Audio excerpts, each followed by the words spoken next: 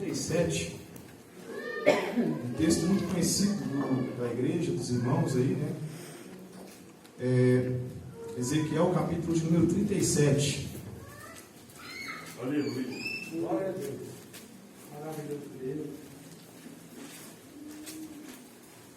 Ezequiel, capítulo de número 37, que diz assim: E veio sobre mim a mão do Senhor, e o Senhor me levou em espírito, e me pôs no meio de um vale que estava cheio de ossos, e me fez andar ao redor deles, e eis que eram muito numerosos sobre a face do vale, e estavam sequíssimos. E me disse: Filho do homem, poderão viver esses ossos? E eu disse: Senhor Jeová, tu sabes.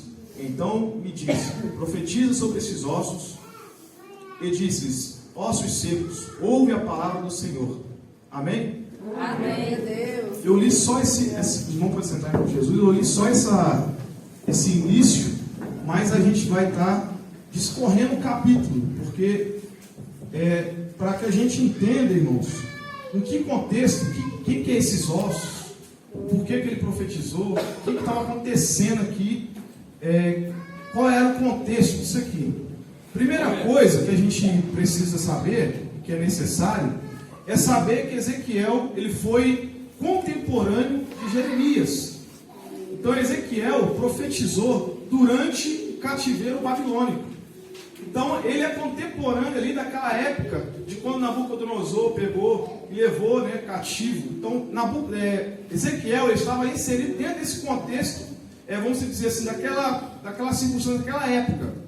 Ele estava enquadrado dentro era essa situação. Então ele estava profetizando para o próprio Israel que estava em cativeiro. Então a situação da profecia era que ele estava dentro desse contexto, ele estava profetizando dentro dessa situação. E algumas curiosidades aqui do nome, por exemplo, o nome Ezequiel, que eu achei interessante, que é o nome do filho do nosso pastor, né? Eu creio que o pastor também já deve até saber. Significa Deus fortalece ou Deus fortalecerá. Olha o nome do profeta que estava dentro dessa ação, que era de profetizar para os ossos não secos, mas a Bíblia vai dizer sequíssimos. Ou seja, o estado era de pior do que era sem, não tem explicação. E aqui a gente, dentro desse contexto, a gente vai ver que os ossos, aqui o próprio capítulo, esses ossos secos, era o próprio Israel. Então Israel aqui os ossos secos que Ezequiel estava simbolizando na profecia. Então aqui, eles mesmos estavam dizendo assim, no verso 11: Então me disse, filho do homem, esses ossos são toda a casa de Israel. E eis que dizem, ou seja, o próprio Israel está dizendo: nossos ossos se secaram, e pereceu a nossa esperança. Nós estamos cortados. Portanto, profetize e dizes: assim diz o Senhor. Ou seja, eles, aqui está mostrando que era eles, e eles já estavam dizendo que a esperança tinha acabado. E se a gente for pesquisar na história, agora não é a Bíblia, mas é um complemento, né? Se a gente for pesquisar Flávio José, como alguns aí teólogos, eu não sou, mas eu só sou curioso, a gente vai ver que essa frase tem muito significado para eles, quando a gente entende que no contexto histórico de Israel, dos hebreus, quando eles olhavam o osso com carne, eles falavam assim: tem carne, ainda tem alguma chance. Pode acontecer alguma coisa, ainda tem esperança. Mas quando a carne acabava e ficava o osso sequinho, eles diziam: agora acabou a esperança.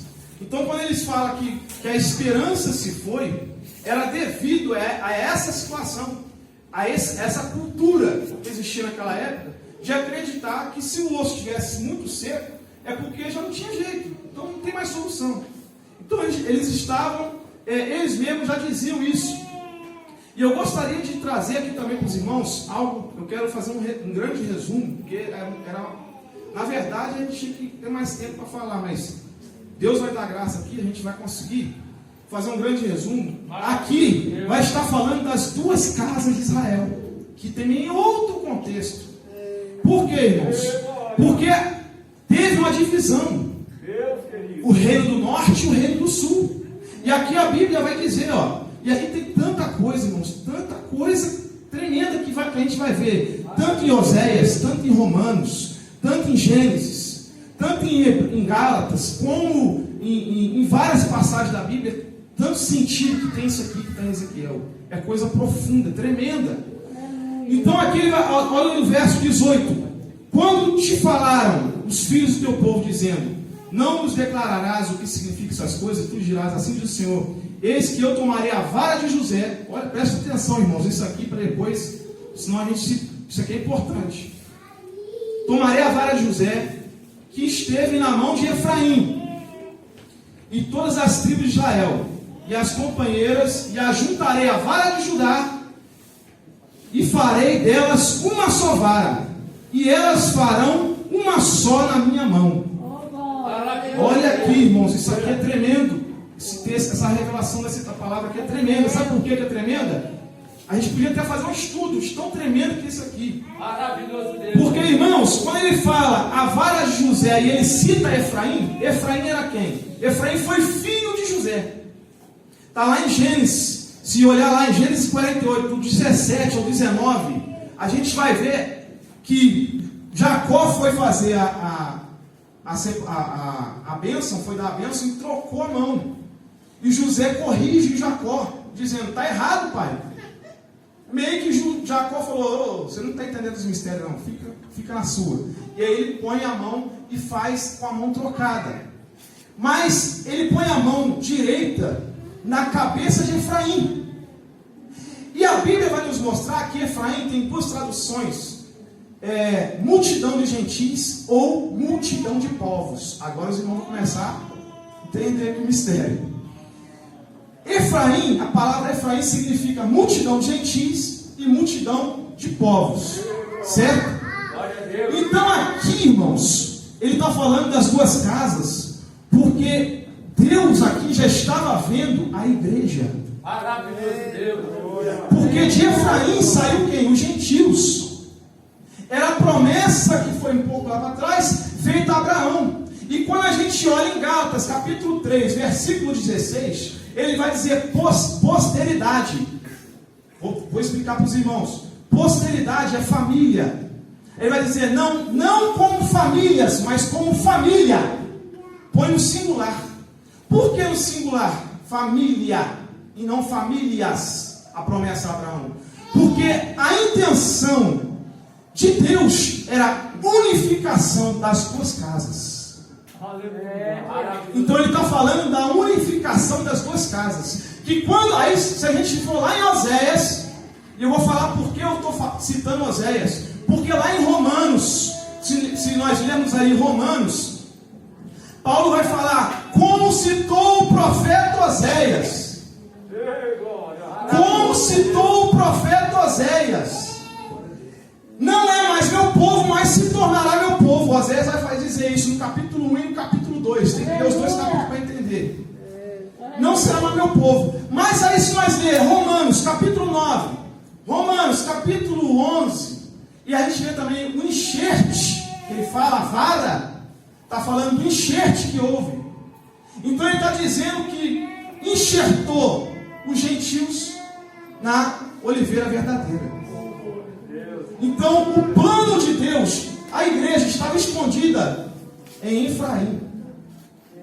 Efraim ali simboliza os gentios, que não era povo. Gentios não era povo, mas se tornou povo. Oséias vai dizer isso. Então, para nós entender o contexto aqui do que eu estou querendo dizer, irmãos, é que essa passagem, Paulo vai chamar Israel de Deus, lá em Romanos também. Essa passagem aqui, não podemos enxergá-la. Estou fazendo um grande resumo, não é pequeno, não, um grande resumo mesmo. Essa passagem aqui, nós não podemos enxergá-la somente que foi para Israel. Isso aqui é só para Israel, naquela época, Antigo Testamento, Hebreu, só lá. Não. Aqui tem uma revelação profunda do mistério de Deus com a igreja. E Paulo vai falar isso, né, irmãos? O mistério de Deus. Aleluia. Paulo vai dizer isso. E aqui também tem promessa dentro desse capítulo mostrando que haveria um reinado só. Versículo 24, e meu servo Davi. E essa expressão, meu servo Davi, naquela época, era uma expressão usada para falar do Messias. Então, quando ele dizia, meu servo Davi reinará sobre eles, todos eles terão um pastor e andarão nos meus juízos e guardarão os meus mandamentos. Ou seja, aqui também, irmãos, está mostrando em Hebreus, se nós lermos lá em Hebreus, capítulo 8, verso 12, a gente vai ver também que está batendo, que está escrito aqui em Ezequiel. E também aqui nós vamos ver no 26, o reino milenar, que foi falado aqui, ó. O Daniel velho, Coro Grosso, falou falou da Nova Jerusalém. Aqui também, irmãos, no 26, farei com eles um concerto de paz. Esse concerto de paz é uma profecia, uma promessa do milênio, o milênio de paz, que vai ficar, os inimigos, Satanás vai ser preso. Ou seja, por que hoje não tem paz? Porque Satanás está solto. Quando ele for preso, vai vir paz. Ele está falando que vai ter paz. Eternamente.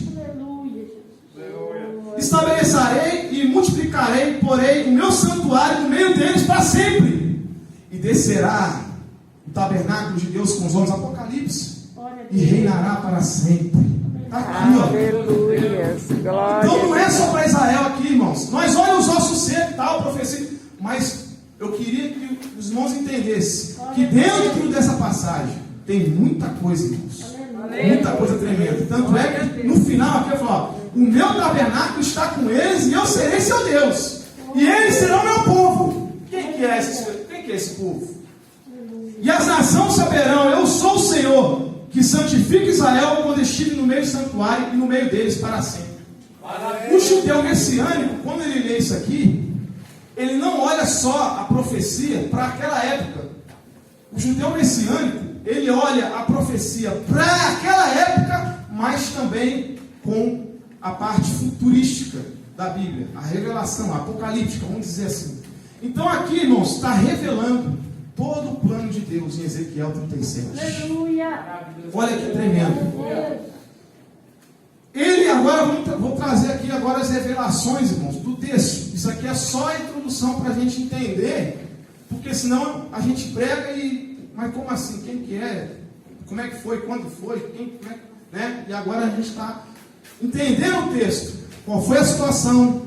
Qual foi o período? O que aconteceu? Quem que era? As revelações que tinha para nós hoje. Mas agora eu queria que os irmãos olhassem algumas revelações que é chamado de palavra revelada dentro desse texto. A primeira coisa que eu vejo quando eu leio o início aqui do texto é o zelo de Deus. Mas agora a gente entende por que Deus estava zelando desses ossos aqui. O zelo de Deus com o osso sequíssimo. Quando Deus me revelou isso, eu fiquei arrepiado. Como diz o Raio Carmelo, pregador, né? Eu fiquei arrepiado. Quando Deus me revelou, eu falei, meu Deus, o Senhor tem zelo com osso seco? Como assim? Mas por que você está dizendo que Deus tem zelo com osso seco? Porque Deus fala para Ezequiel andar ao redor dos ossos. Deus não manda Ezequiel sair pisando, chutando, não. Naquela época era considerado como um cemitério, né? Um lugar de desova, vamos dizer assim. Era uma espécie de cemitério naquela época. Então não tinha que ter muito cuidado. É cemitério, é um bando de osso. Para que vai ter cuidado com um bando de osso? Né? Então Deus vai ter aquele zelo. Você vai pisar ao redor.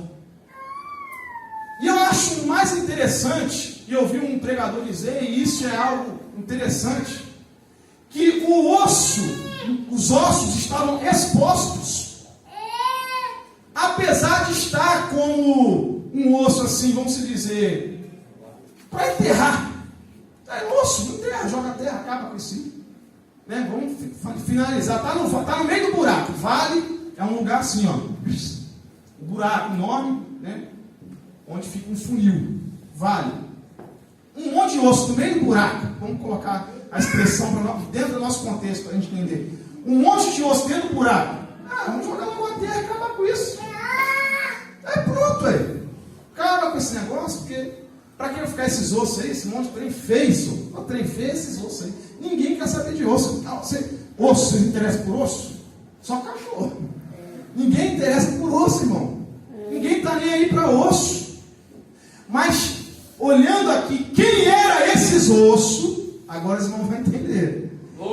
Quem eram esses ossos aqui? Esses ossos aqui simbolizavam a casa inteira de Israel. Judá, né, que era liderado por eram duas tribos, e Efraim, que eram 10. Efraim era a cabeça de 10. Então, Judá, a divisão dos reis, lá no livro de Reis vai falar que teve essa divisão. Então, eram as duas casas que estavam no cativeiro, sofrendo nas mãos de Nabucodonosor. Então, Deus vai falar assim: ninguém vai enterrar esses ossos aí. E outra coisa, não pisa não, vai de ladinho. Não pisa não. E Deus levou ele e fez ele não pisar nos ossos, e os ossos também não foram enterrados. Sabe por quê, irmãos? Porque Deus tem zelo comigo e com você. Por mais que a esperança está acabada, por mais que as coisas estão difíceis, por mais que a morte bateu na sua porta, Deus está dizendo: eu ainda tenho plano.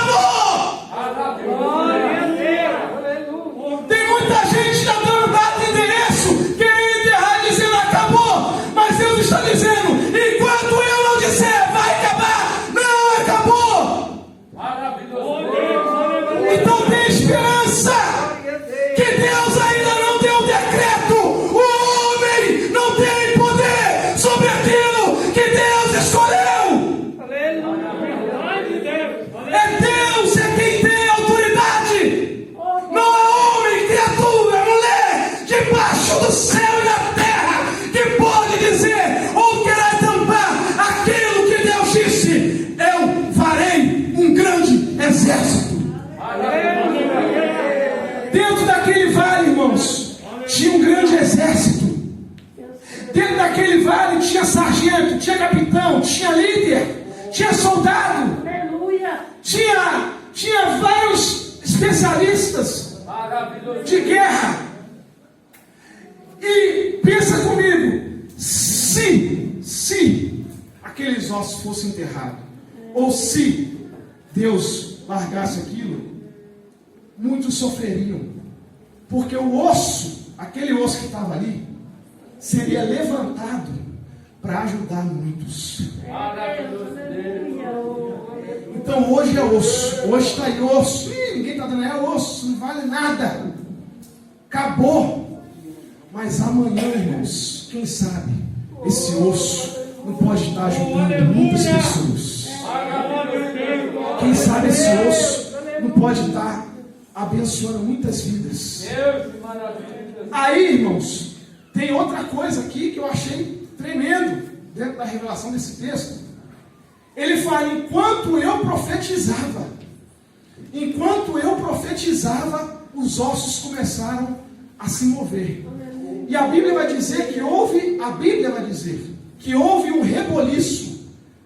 Se fosse rebor com O, era uma coisa, mas é rebu com U, aí já é outra coisa.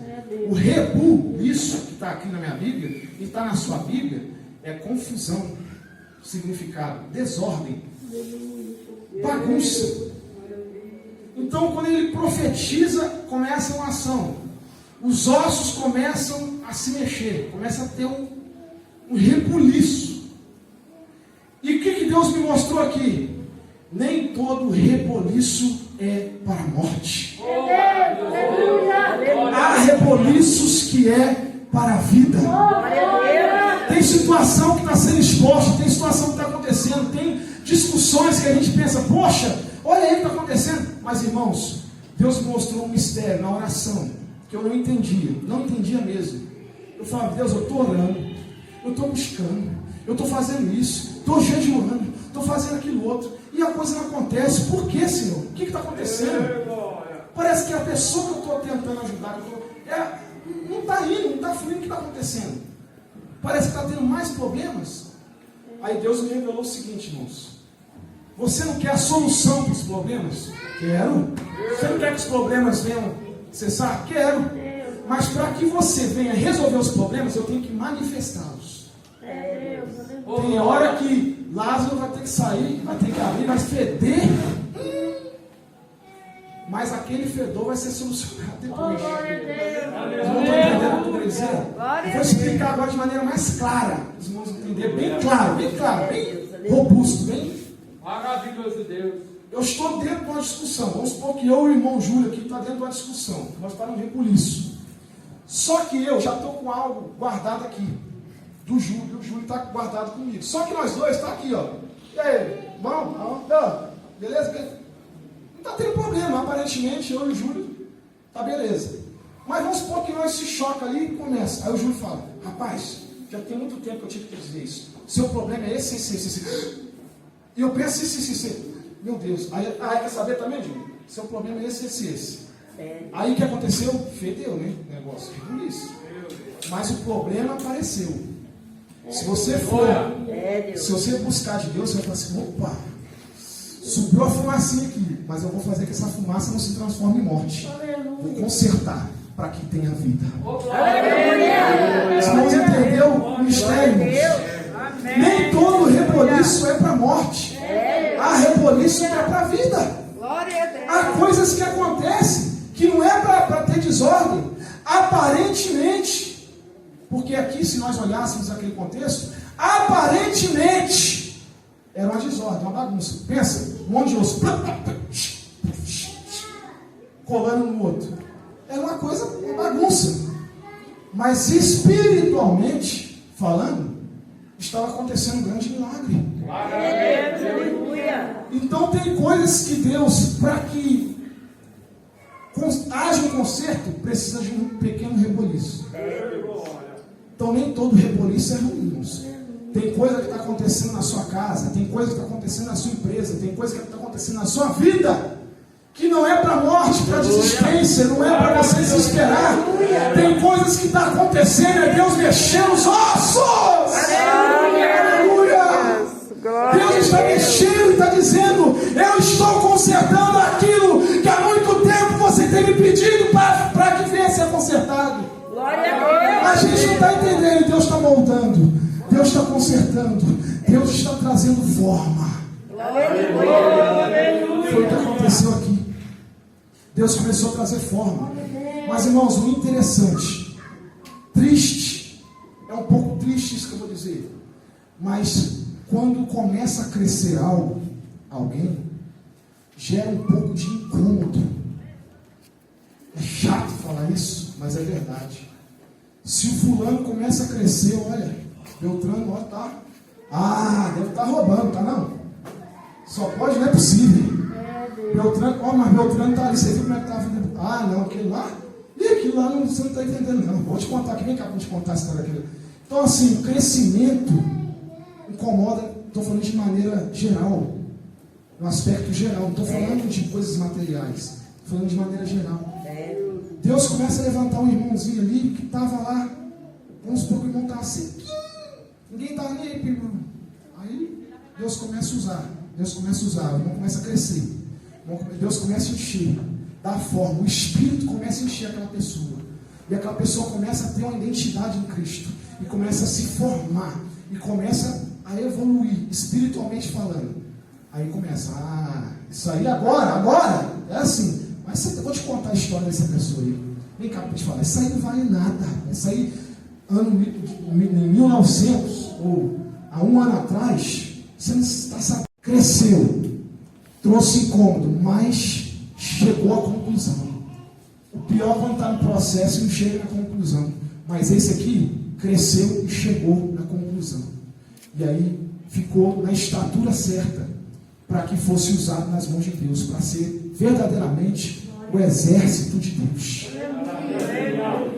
Então, às vezes nós não temos zelo, às vezes a gente sai para fazer a obra, vamos supor, culto de missão, nós somos todos missionários, tem equipe de missão, Vamos lá fazer a obra na rua. Amém, irmãos. Não sou contra, temos que fazer. Vamos lá. Mas calma aí, como é que está a casa de Israel? Aleluia. Tem osso aí do seu lado? Tem alguém que está sentindo falta, irmãos? Será que tem pessoas que você está vendo aí, que está mal? O que você tem feito por elas? Na casa de Israel. Você tem cumprido o evangelho missionário dentro da igreja ou somente fora? Porque aqui, ó, Deus está dizendo, a missão não é só lá fora, a missão é dentro da minha casa. Aleluia. Deus está revelando, tem osso seco dentro da minha casa. Eu quero que profetize sobre eles. Eu quero que ajude esses ossos. Aleluia. E a Bíblia vai dizer que carregando os fardos, Gálatas 6, uns dos outros, cumprireis a lei de Cristo. Cumprireis a minha lei? A minha palavra? Não, cumprireis a lei de Cristo. Porque se for a minha, precisa dar importância que eu estou falando. Pode todo mundo ir embora. Agora, se for da Bíblia, aí é diferente. Então, se eu ajudar meu próximo, carregar a cruz, ajudar ele, do lado, está do lado ali, o corpo, automaticamente, eu estou cumprindo todo o evangelho, eu provo isso na Bíblia. Por que está cumprindo todo? Por que estamos cumprindo todo o evangelho fazendo isso? Porque a igreja é o corpo de quem? O corpo de Cristo. Se a igreja é o corpo de Cristo, Cristo é o cabeça, quando eu faço o corpo, eu estou fazendo para quem? Para a igreja. Estou fazendo para Cristo, estou fazendo para a igreja também.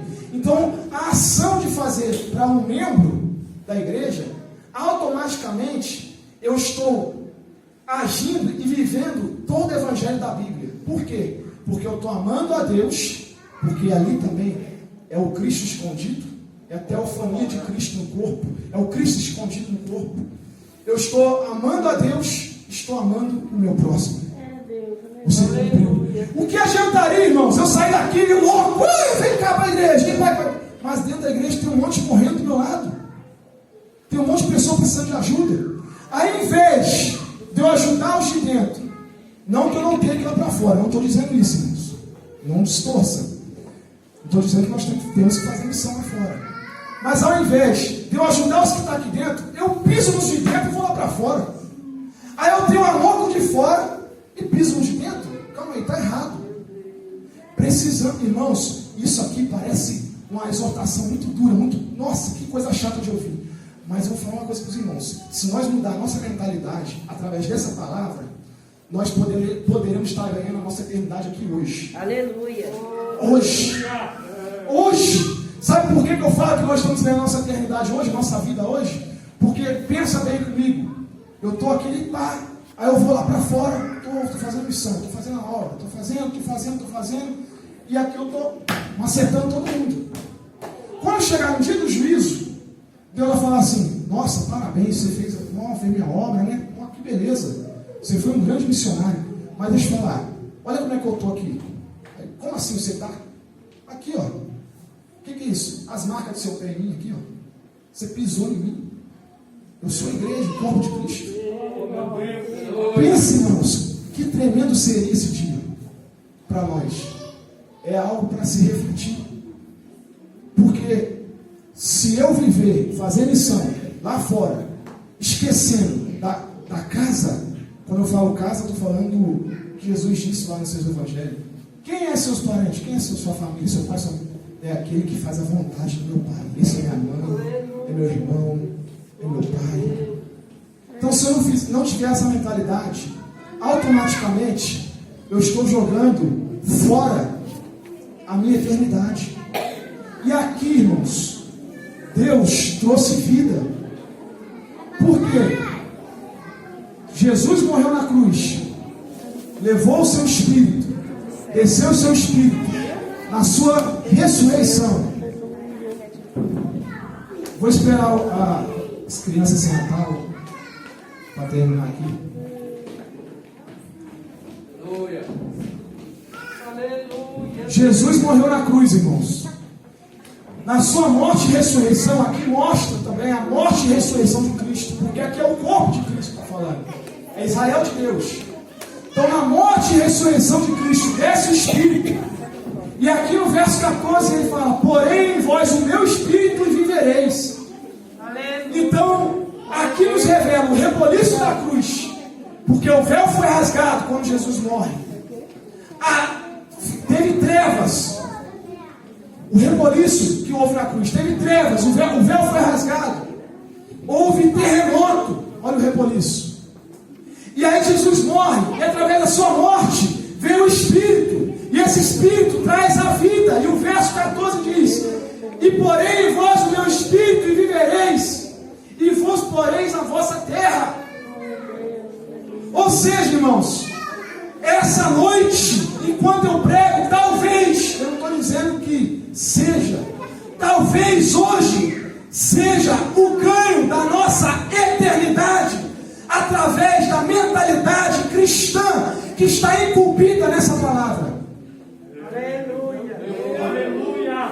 Talvez eu possa estar vivendo um engano, e hoje Deus está me despertando, dizendo: você ainda tem oportunidade. Eu estou para voltar, mas eu vou te dar uma oportunidade. Eu vou usar alguém para dizer o que está acontecendo e como tem que ser feito. Porque, irmãos, eu acharia uma maravilha Deus me revelar algo para a minha eternidade. Eu acharia uma maravilha. E olha aqui o mistério de Deus que está aqui na ressurreição de Cristo. Os ossos revivendo é o corpo de Cristo revivendo. É a ressurreição de Cristo. Porque através da ressurreição veio o Espírito. E através da ressurreição de Cristo houve a união das duas casas. Aleluia. E Paulo vai dizer: não há grego, não há judeu nem grego. Por quê? Através da morte e ressurreição de Cristo. Então olha o mistério que a palavra nos mostra aqui. Que através da morte e ressurreição de Cristo, tudo isso que foi falado aqui na introdução aconteceu. E se eu, você, cada um de nós, entendermos a nossa missão, primeiramente dentro da casa de Israel, depois fora da casa de Israel, porque o corpo dividido, Paulo vai dizer, por isso há entre vós muitos fracos e doentes. Quando Paulo fala isso lá na ceia, sabe por que Paulo está falando aquilo? Lê lá atrás que você vai ver a exortação. Porque um está comendo primeiro que o outro, está tendo divisão. Aí ele fala: não, dividido não vai dar certo. Porque um está comendo primeiro que o outro está uma bagunça. Por isso que no meio de vós tem muitos fracos e doentes. Às vezes não é o seu pecado que você cometeu lá, ou que você viu, mas a forma que você está no corpo é o pecado da ceia. A forma que você está inserido, a sua mentalidade, como você tem agido com o seu irmão do lado. Então é essa exortação que Paulo está trazendo ali. E essa unificação através do seu Espírito que foi derramado, está aqui também. Ele fala que ia pôr o seu Espírito sobre eles, para que eles vivessem. E essa noite, através do irmão Daniel aqui já falou, Daniel jovem, do Espírito, do sangue, do pacto do sangue, que traz a unidade da igreja, que traz a fortificação da igreja. E essa é a nossa maior missão, irmãos. Antes de ir lá para fora, temos que cuidar dos ossos aqui dentro. Amém, irmãos? Eu agradeço a oportunidade, porque já deu o horário.